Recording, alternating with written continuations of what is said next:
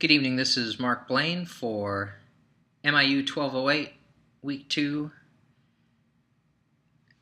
One of the applications that I find especially enjoyable is Tiny Tower.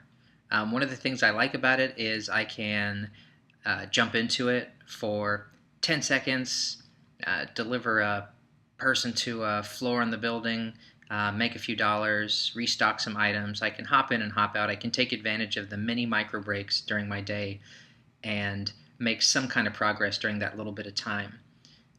I've played it for almost a year, and thanks to these micro breaks, I've been able to max out the game, get everything done I needed to without having to spend any real cash. Some of the other apps that are not as enjoyable for me have been like the AP News app. When it first came out, I loved it. And this is one of my pet peeves in the app world is when your upgrade actually makes the app worse. That is the most frustrating thing for me when I have an app that I absolutely love and I run an update and then it suddenly becomes garbage. I don't even understand why developers do that. So the AP News app had been very customizable. You could have your local news, you could have the headings that you wanted, and it was very fast.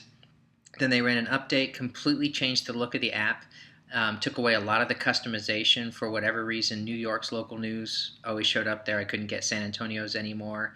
It took forever to load. Like you would choose a topic and it would take 2 or 3 minutes to load. So I don't know if they just didn't do good load testing on their servers or what the problem was. But I really liked that app, but I just didn't have the patience to use it anymore. So now I find myself going to www.apnews.com, which in a regular desktop browser doesn't take you to anything good, but on your iPhone takes you to a pretty decent mobile site. My understanding of usability before this course, I think, was is this a good value? Did I get 99 cents worth out of this app? I had never really considered the real like human interface guidelines, the fact that you need to have enough contrast to read the type. I've become very aware of how easy it is to click on something with my thumb, especially as we're in the middle right now, as we speak, of rolling out 30 iPhones to our clinical staff.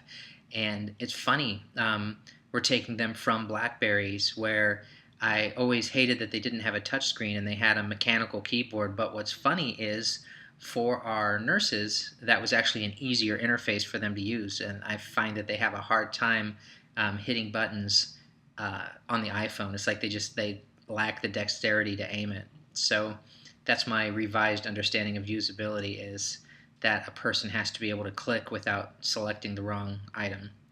Okay, this is Mark Blaine for MIU 1208, Week 2. Have a good night.